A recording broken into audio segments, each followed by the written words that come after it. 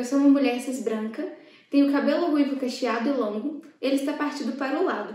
Meus olhos são castanho escuro, eu estou usando brincos transparentes com glitter e uma leve maquiagem rosada. A cor da minha blusa é verde claro e a cor da minha calça é rosa. Eu estou em frente a uma parede amarela, com uma janela de madeira à minha direita e um vaso de flores à minha esquerda. Sou formada em Publicidade e Propaganda e atualmente atuo como analista de Research Ops no 5º andar. Faço parte da equipe de parcerias e você está acompanhando a Observe 2021, a Conferência Brasileira de Pesquisa de Experiência. A seguir, exibimos a palestra A Pesquisa é Futurista? Com Melissa Streck. A Melissa é UX Designer no Tecnopub CriaLab da PUC do Rio Grande do Sul e pesquisadora convidada no UBLab, também da PUC do Rio Grande do Sul. PhD em Comunicação e mestre em Design Digital, hoje Melissa é professora e pesquisadora e está pertinho das novidades metodológicas da pesquisa de experiência no Brasil. Já atuou em agências de propaganda e multinacionais como Terra e SAP. Membro do Interaction Design Foundation, falará pra gente sobre inteligência artificial, eye tracking, body language, voz e tecnologias como VR e AR, tendo como fio condutor o uso de dados e possibilidades para a experiência do usuário. A pesquisa de experiência é futurista? Eu sou Melissa Streck e eu vou estar aqui com vocês nesse talk falando sobre tecnologias e pesquisa de experiência do usuário.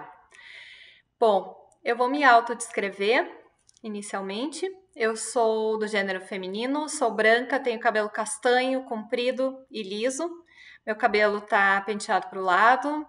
Eu estou usando uma blusa preta, uso fones de ouvido, tenho uma leve maquiagem.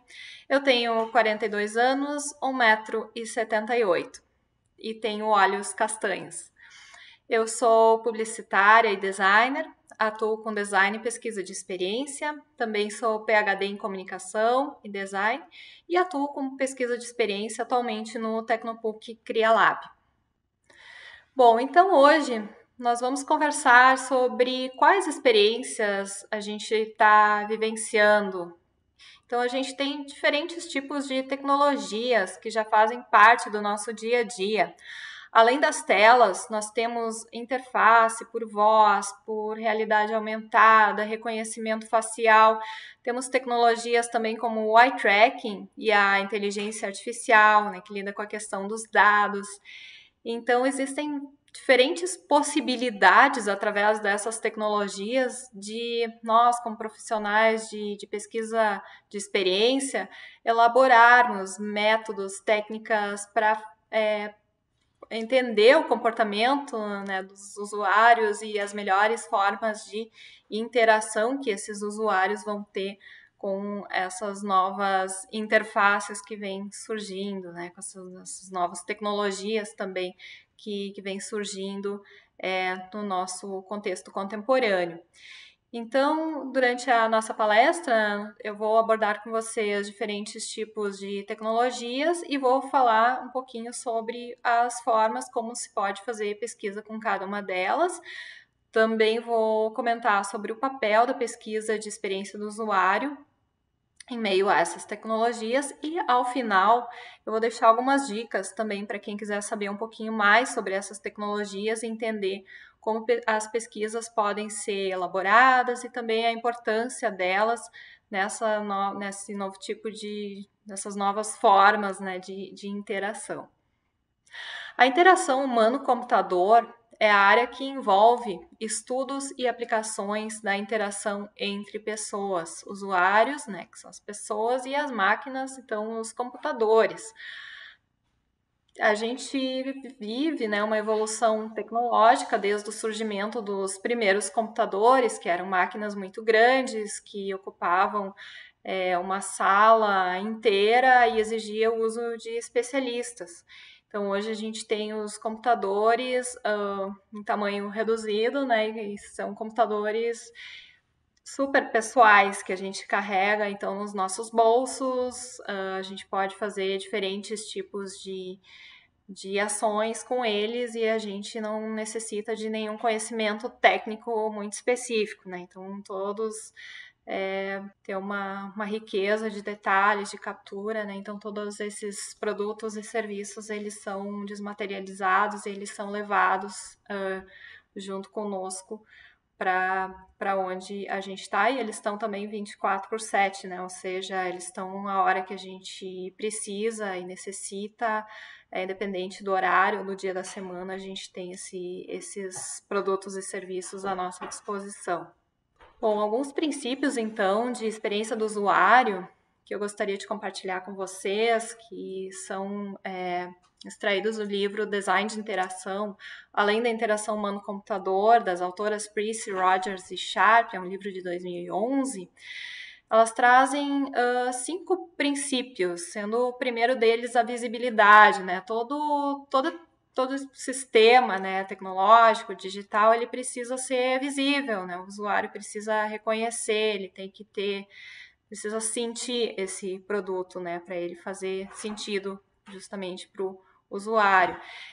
O segundo princípio é o feedback. Então, qualquer ação que o usuário fizer no sistema precisa dar um certo feedback para o usuário, né? Ele tem que entender que aquela ação que ele fez, ela foi reconhecida, né? Que a interação realmente funcionou. O terceiro princípio, a restrição, que seria deixar claro, né, numa interface, seja ela qual for, o que funciona e o que é elemento da interface, né, que não funciona, como, por exemplo, os botões, deixar claro que um elemento visual, né, no caso uma interface visual, ela seria um botão, e ele está ali justamente para ter uma ação, né, e ele vai permitir um comando, né, através desse elemento, desse botão. O quarto princípio seria a consistência, né? Então, a consistência ela deixa o usuário seguro dentro do ambiente onde ele está, né? Então, pensando no caso de um aplicativo, fazer com que esse aplicativo ele seja que ele tenha todos os elementos de forma consistente, se tiver uma interface por voz, ou um bot, ou alguma coisa, que tudo seja condizente, né, com o contexto ao que o usuário tá inserido. Ou no caso, então, de empresas, né, que possuem, às vezes, muitos outros tipos de produtos, sejam site, seja aplicativo, seja um bot também, que todos esses serviços que são oferecidos para o usuário também ofereçam essa consistência, né, permitindo que o usuário, então, ele se sinta seguro dentro desse ambiente, se sinta uma segurança, né, que ele saiba onde que ele está. E o quinto princípio, então, seria a acessibilidade, né, do inglês affordance, que seria estar ao alcance do usuário, né, que esse sistema ele realmente permita que o usuário o utilize. Bom, além dos princípios, existem alguns objetivos também trazidos do livro Design de Interação. Esses objetivos seriam tornar o sistema sempre efetivo, né, que ele seja efetivo ao uso, que ele seja eficiente também ao seu usuário, né, que ele tenha realmente um propósito, né, e também que ele seja útil, né, então ele deve oferecer uma utilidade, né, ele deve se propor a algo de forma muito clara ao usuário. Também ele precisa ser fácil de aprender, né? Então o usuário não deve ter dificuldade no aprendizado e da mesma forma também ele deve conseguir memorizar, né? Relembrar onde que ele consegue fazer as ações dentro desse sistema. Da mesma forma também ele deve oferecer segurança para o seu usuário.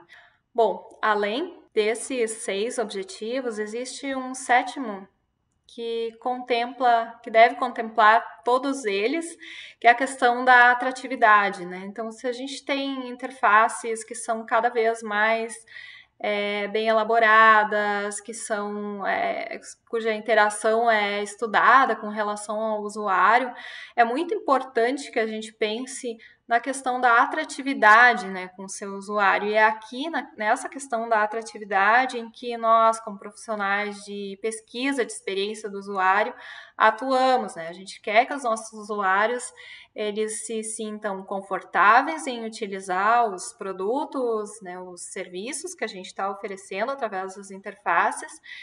Então, não é só uma questão de ter uma tecnologia por trás, mas sim a gente oferecer uma interface que seja otimizada, né, que seja agradável, além de toda a sua utilidade para esse usuário.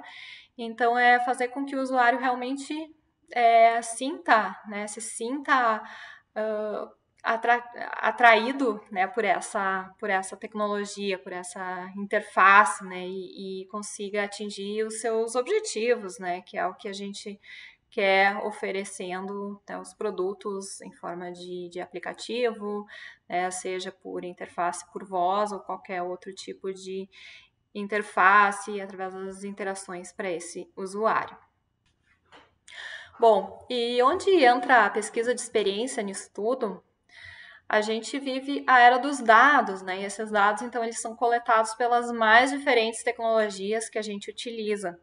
Além das telas dos computadores e celulares, temos também as interfaces por voz, gestos, interfaces vestíveis e além de outras possibilidades, né? Através de sensores. Então, nós, às vezes não percebemos, mas a gente está constantemente sendo monitorado, né? Monitorados por nossas tecnologias pessoais, né? Que a gente carrega nos nossos bolsos e utiliza no nosso dia a dia.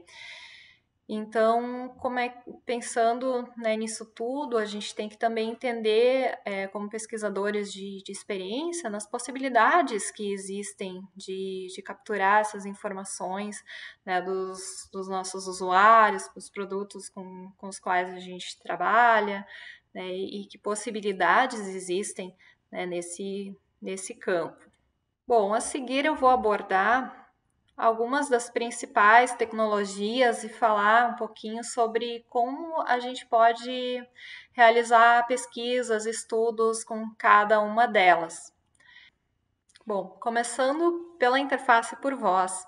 Esse tipo de interface vem ganhando cada vez mais espaço.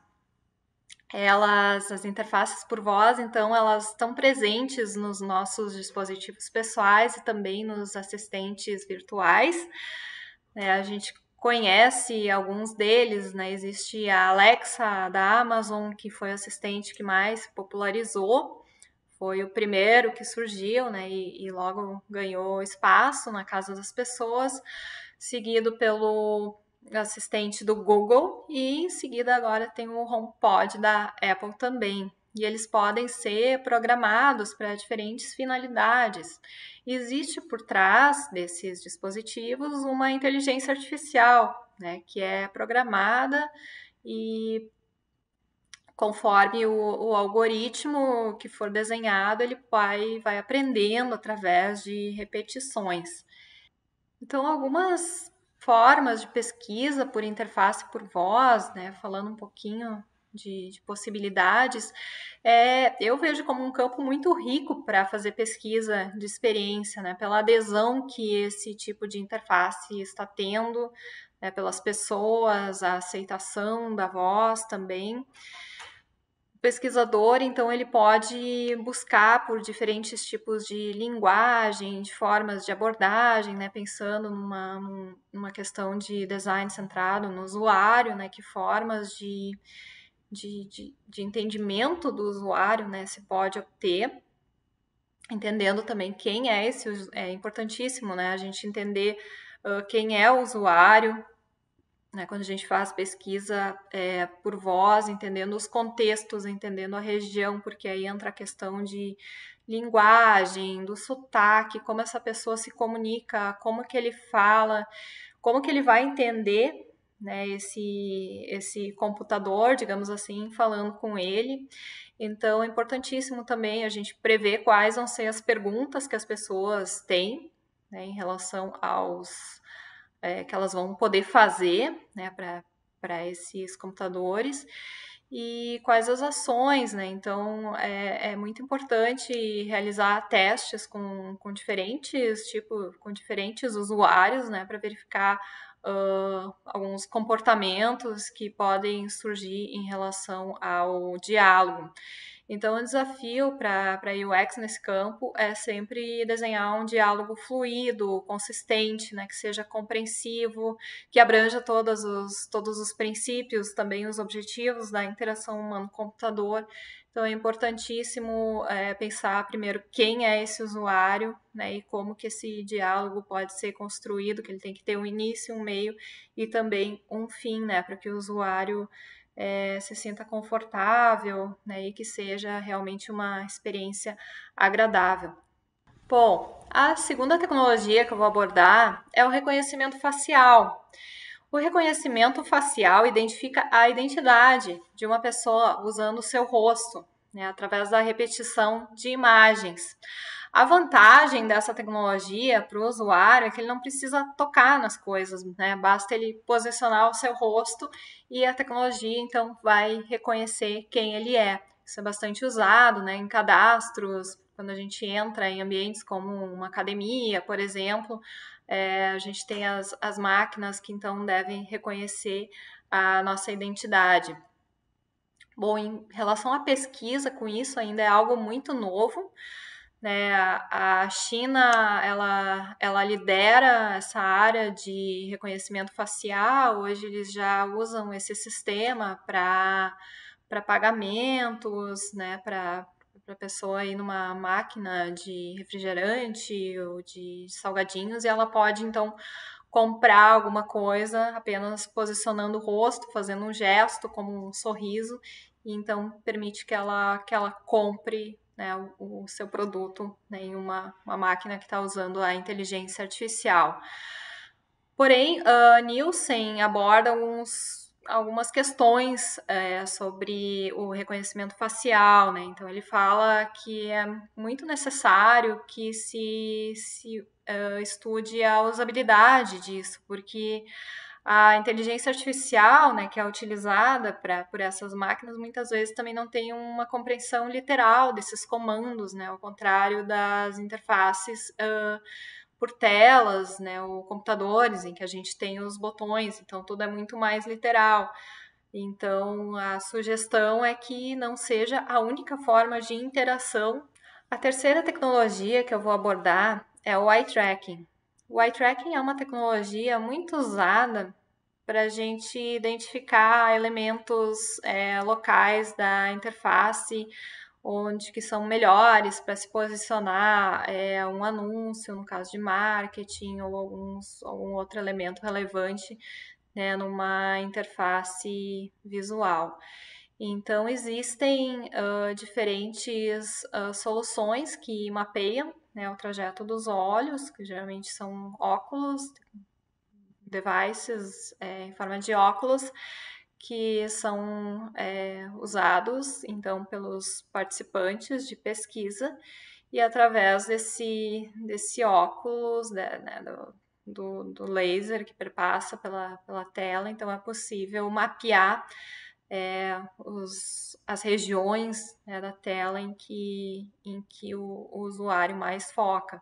Isso porque justamente no subconsciente que grande parte das decisões ocorrem, né? Então é diferente de fazer uma entrevista com a pessoa em que ela pode estar olhando para uma interface e a gente vai perguntar algumas coisas, mas ela não está se dando conta que ela está respondendo, né, com alguns vieses, mas o olhar dela, o inconsciente, subconsciente está focando, né, em algum outro elemento, né? Então, com o eye tracking se tem uma visão um pouco mais clara, assim, então se consegue entender um pouquinho mais de coisas sobre coisas que a pessoa de forma mais consciente ela não está se dando conta. Um ponto importante sobre pesquisa com eye tracking é em relação à maturação do produto, né? Como ele exige o uso de óculos, devices e uma tecnologia que muitas vezes não é barata, então o ideal é que esse produto ele já esteja em uma fase mais avançada de maturação para que então sejam realizados testes, pesquisas então com os usuários. Bom, os nossos próximos tópicos vão ser os diferentes tipos de realidade. Eu vou falar sobre realidade aumentada, realidade virtual e realidade mista.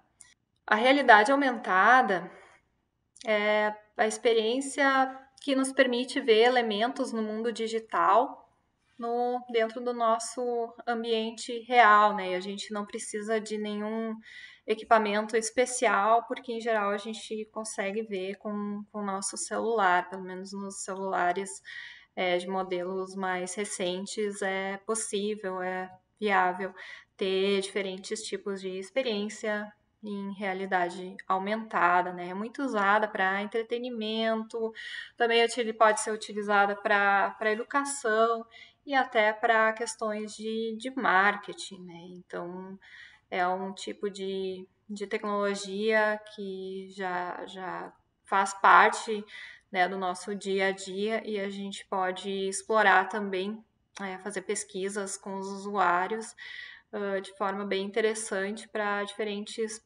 possibilidades, né? Então, em áreas como educação, esportes, entretenimento, né, a gente consegue validar com usuários que tipo de experiências que podem ser relevantes para ele, né? Para ele ver não só elementos bidimensionais, mas também tridimensionais, né? Pense em um restaurante, por exemplo, que é atrair os seus usuários através de um prato bonito, né? Então, é possível que ele através da realidade aumentada, ele consiga visualizar aquele prato, como que ele seria, qual a dimensão dele, ou então no caso de uma roupa também, né, a gente consegue simular tamanhos e simular até da pessoa se vestir, né, com determinada roupa, e o sapato também, então isso existem cases, como que permitem então que o usuário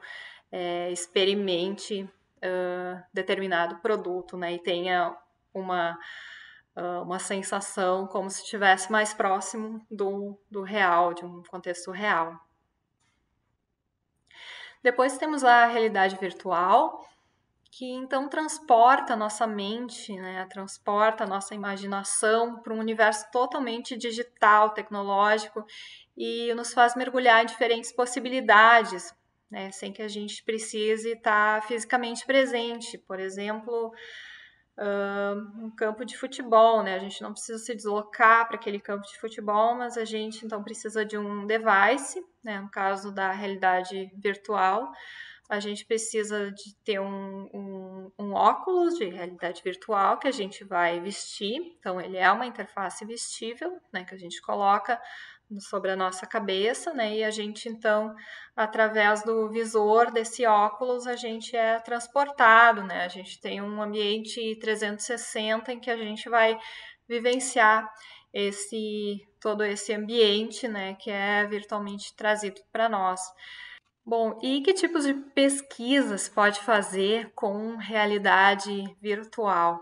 Bom, a realidade virtual ela é, né, um tipo de interação que a gente tem através do óculos que nos leva a diferentes tipos de ambiente. Então, o tipo de pesquisa também vai depender muito do objetivo, né, ao qual a empresa que está buscando pela pesquisa se propõe. Ela pode ser um aplicativo de turismo, qual o usuário vai colocar o óculos e vai ser transportado para uma praia, ou ele pode se usa também para idosos, né? No caso de idosos, que ele coloca aquele óculos e ele vai para um ambiente que remete a um tempo anterior, ou então, né, que simula algum tipo de experiência, então trazendo uma vivência para essa pessoa. Então, existem diversas possibilidades. O VR também é muito utilizado para educação e tutoriais, né, como áreas saúde e engenharia, né, em que se tenha que simular um ambiente, né, de construção ou manutenção, elaboração de uma máquina, né, ou de alguma questão cirúrgica também. Então, ele permite, né, explorar diferentes tipos de realidade, né, no caso, mas sem ter que ter a necessidade da pessoa presente naquele ambiente. E aí existe, além da realidade aumentada e da realidade virtual, existe a realidade mista, né? Então, são experiências que nos levam a uma mistura interessante, né? Através de óculos também. Só que esses óculos de realidade mista, eles nos permitem enxergar o nosso mundo real, porque o óculos ele é transparente, mas ele integra elementos do mundo digital nesse nosso ambiente físico, né? Então, existe um óculos chamado Magic Leap, que a pessoa coloca e ela consegue enxergar telas, né? Ela consegue acoplar telas no ambiente dela. Ela pode posicionar um jogo 3D também nesse ambiente, além de outras possibilidades imersivas, né? Nesse mesmo ambiente que ele está, ele pode mergulhar num oceano, pode ver pássaros e elementos, enfim.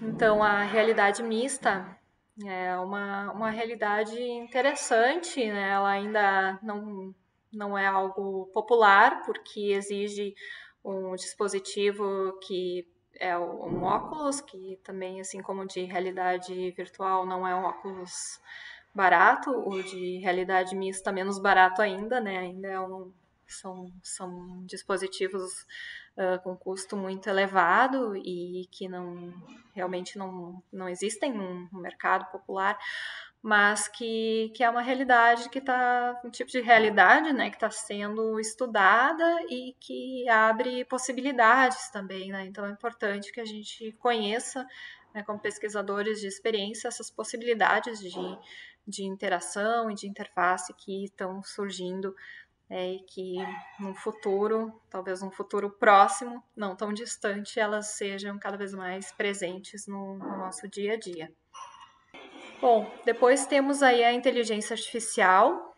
Então, falar sobre inteligência artificial é algo que encanta e também assusta ao mesmo tempo, né? Porque a inteligência artificial é algo que tem muito potencial e pode ser usado para diferentes fins, né? Então, a inteligência artificial, como o nome diz, é algo artificial, é uma inteligência, né? E ela é programada, né? Ela é montada para que ela funcione. Só que como que a inteligência artificial funciona? Então, a inteligência artificial, ela não é algo que aprende naturalmente. Ela é sempre programada, ela deve ser treinada.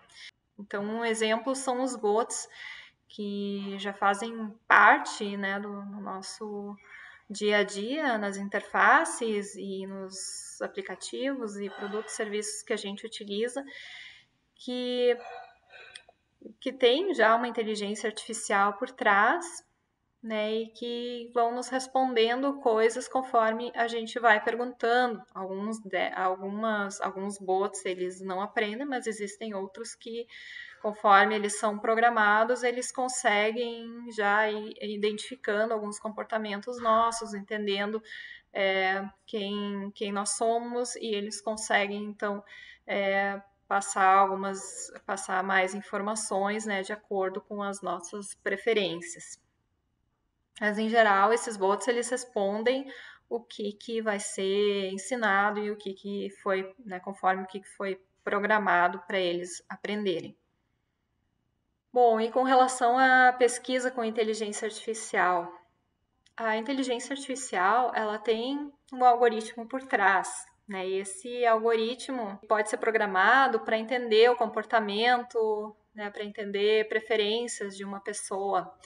Um exemplo clássico são os serviços de streaming, né, como o Netflix. Então, eles conseguem identificar as nossas preferências através do nosso histórico, né, dos filmes que a gente já assistiu, e essa inteligência artificial por trás ela vai nos oferecendo filmes relacionados, então entendendo que a gente gosta se a gente viu filmes de romance, ele vai entender que a gente gosta desse tipo de filme, então ele sempre vai nos oferecer.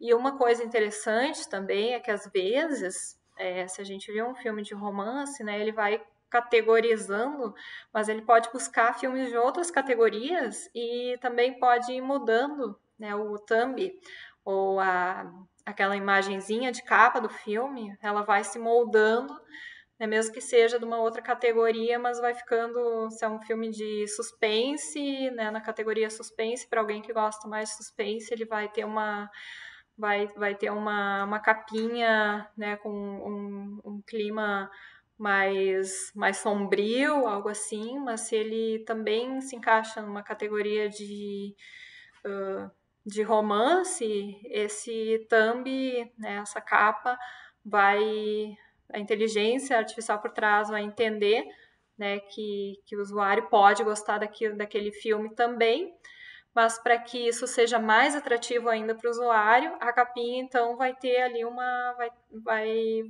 vai trazer algum elemento de romance, né, para o usuário. Então, tudo isso já é identificado através de pesquisa, né, e a gente pode perfeitamente observar, né, que essas capinhas do Netflix, elas vão mudando de tempos em tempos, mas elas também vão se moldando de acordo com as preferências dos usuários, né? Então, que tipos de pesquisa que se pode fazer com inteligência artificial, né? Testes AB são bastante utilizados também para verificar essas preferências, né? O que se vai oferecer para o usuário naquele momento, né? Dependendo do contexto em que ele está. Então, é um tipo de pesquisa que utiliza a inteligência artificial com o usuário para trabalhar muito alinhado, muito em conjunto também com a equipe de tecnologia. Bom, ainda em relação à pesquisa, voltando para a inteligência artificial em relação a bots, existem algumas questões, né, também relacionadas. Uma delas é a questão de compreensão, né, no caso de um robô, de um bot, que o qual o usuário está solicitando ajuda, está pedindo alguma informação e aquela inteligência artificial ali atrás ela não está conseguindo entender esse usuário. Então é de se pensar se realmente vale a pena, né, oferecer um bot só para dizer que tem a tecnologia, mas no fundo aquela tecnologia não está sendo útil para o usuário, se vale a pena, né, então oferecer isso ou voltar para uma interação mais humana, né, pensar em outro tipo de interação que pode acontecer e existem casos em que as pessoas realmente se irritam com a inteligência artificial, né, quando ela não é útil, não é eficaz, né, não atende aqueles princípios, né, da interação humano-computador em relação à experiência. Então, isso é algo fundamental de ser validado com os usuários, de ser validado, né, em relação à tecnologia, né? Então é muito importante. E ainda em relação à inteligência artificial e bots, tem a questão da governança, né? Especialmente em empresas que têm mais de um bot, né, que têm diferentes produtos e serviços, existe algo por trás que se chama governança, né? Então, a governança é justamente a questão da consistência, né? Ter os bots abaixo de um guarda-chuva principal, mas que esses bots também eles consigam ter uma certa flexibilidade para que eles não sejam totalmente um igualzinho ao outro para diferentes tipos de público, né? Ou diferentes questões como regionalização ou tecnologias que os usuários vão estar utilizando. Então, que se estude se a empresa tem bots, oferece bots que ela possa, e principalmente sendo uma empresa de maior porte, que atende um número maior de usuários, que essa empresa, então, ela possa pensar em questões como regionalização, as tecnologias, né, que vão ser utilizadas, a linguagem que os seus usuários eles vão utilizar, né, para que não existam problemas, empecilhos, né, e até desistência do uso desse serviço por parte dos seus usuários. Bom, eu trouxe um apanhado para você sobre algumas das principais tecnologias, né, que a gente tem hoje, muitas delas já fazem parte do nosso dia a dia, buscando então entender algumas possibilidades de pesquisa de experiência. Então, é uma questão também a ser discutida, né, o papel da pesquisa de experiência, né, em meio a essas tecnologias, né? É importante que os profissionais de UX Research, pesquisadores de experiência do usuário, estejam sempre atentos às tendências, porque muitas vezes as coisas mudam e podem mudar muito rápido, né? Então, a experiência também dos usuários, ela vem mudando conforme as tecnologias vão evoluindo, né? Então, a gente não pode ficar preso num tipo de experiência ou preso somente nas experiências em telas, mas a gente precisa também pensar em outras possibilidades, do que está vindo, o que vai ser tendência daqui a 5, 10 anos, né, para a gente pensando, e daqui a pouco tem interfaces, tem possibilidades, todas as tecnologias novas, existem possibilidades, existem novos produtos também surgindo, né, novas possibilidades em relação a negócios, e é um desafio de pesquisadores dessa área, então, identificar, né, e ser também criativos nesse sentido, né, de pensar em formas como a gente pode elaborar essas pesquisas.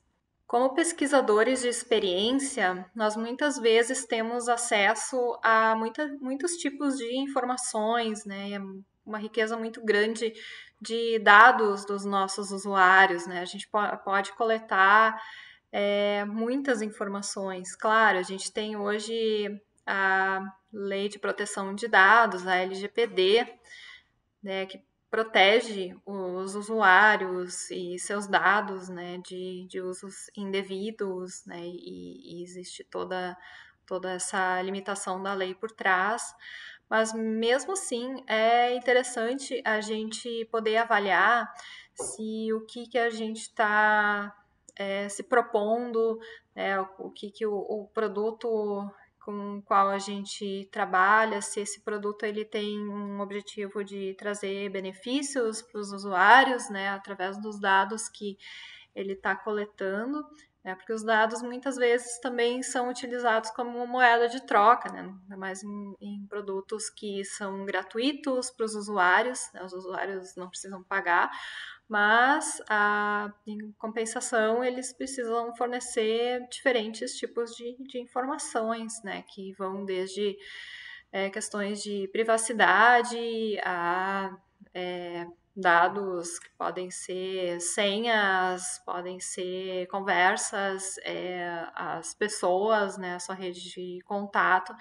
Então, se pode coletar informações muito íntimas, né, dessas pessoas. Então, a gente consegue entender como uma riqueza cada vez mais, com uma riqueza cada vez maior de detalhes, né? Quem é o nosso usuário, que tipos de comportamento que ele tem, né? Quais são suas preferências, quem são seus amigos, quem é a sua família, né? Então, a gente consegue identificar e hoje oferecer, então, através, né, desses dados, oferecer até experiências mais interessantes, digamos assim, mas é de se questionar até que ponto, né, eu questiono muito até que ponto essas experiências muitas vezes são benéficas para os usuários, né, em diferentes sentidos.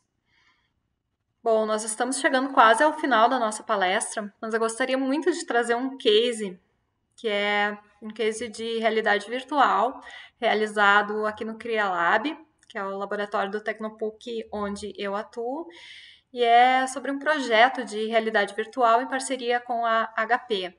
Então, o objetivo dessa pesquisa foi gerar uma base de dados robusta, né, para prever o comportamento durante o uso de produtos de realidade virtual, justamente para melhorar a experiência dos usuários de realidade virtual da HP e também poder treinar modelos de aprendizado de máquinas, reduzindo sempre a carga cognitiva, né, dos usuários. Então, pensando porque esses usuários todos, de uma forma mais robusta, possam ter uma melhor experiência com os dispositivos de realidade virtual. Então, para realizar essa pesquisa, se realizou uma coleta de dados cognitivos biométricos, né, através de rastreamento ocular, dilatação da pupila, alteração da umidade da pele e também batimentos cardíacos. Então, foram usados equipamentos de realidade virtual e todos esses equipamentos tinham sensores integrados, né? Foram utilizados vários sensores para capturar todas essas sensações, né? Esses movimentos dos usuários, e o projeto também explorou emoções e expressões faciais com diferentes interações dos participantes com a realidade virtual, incluindo gravações dos movimentos musculares da face. Então, é um case, assim, para ilustrar. Claro, teria muito mais para contar, né? É um case bem interessante, mas que serve para ilustrar, assim, de que tipos de possibilidades existem, né, com relação a essas tecnologias, e também que essas tecnologias não atuam de forma separada, né? Tipo, nesse caso a gente consegue integrar o eye tracking, questão de sensores, né, com uma interface visual através do dispositivo de realidade virtual. Então, é algo que exige a criatividade, né, do pesquisador em relação ao que se busca entender. Né? Então, uma combinação de várias possibilidades tecnológicas, né, que já existem, estão ao nosso alcance para que a gente consiga, então, obter essas informações, esses dados dos usuários e pensando também em uma forma de otimizar a experiência deles. Bom, chegando ao final aqui da nossa palestra, do nosso talk, eu gostaria de passar para vocês algumas dicas de documentários, de filmes, para quem quiser saber um pouquinho mais. O primeiro deles é o Dilema das Redes, que é um documentário bem interessante que fala sobre os algoritmos de aplicativos como Facebook, Instagram, né? Então mostra como que esse algoritmo funciona, entendendo os nossos comportamentos e também direcionando conteúdos para nós, né? No caso, como usuários. O segundo seria o Coded Bias. O caso é uma pesquisadora do MIT, negra, que começa a perceber que a inteligência artificial ela tem alguns vieses, né? Ela beneficia alguns grupos de pessoas e outros não. Eu não vou contar mais sobre o documentário aqui, porque senão eu vou tá dando spoilers aqui, mas eu sugiro que assistam, porque é bem interessante e aborda muito dessa questão da inteligência artificial e do reconhecimento facial também, como que isso funciona. O terceiro é a Era dos Dados, que é uma série, né, que aborda diversos tipos de diferentes pesquisas, possibilidades com relação à coleta de dados, né? Então, não só dados dos nossos aplicativos, dados dos usuários, mas outras possibilidades de coleta de dados, informações e para obter conhecimento de comportamentos e possibilidades com relação a usuários, né, e pessoas através de regionalização e outras questões. Então fica essa dica bem interessante também. E por fim, a dica de um filme chamado Enigma, o Jogo da Imitação, que aborda a vida de Alan Turing, que para muitos é considerado o pai da computação, né, porque ele cria, através de seus estudos, o primeiro algoritmo, né, que então é interessante para conhecer a história, né, e para entender como que também a gente chegou até aqui. Então, finalizando o nosso talk, eu agradeço muito a presença de vocês.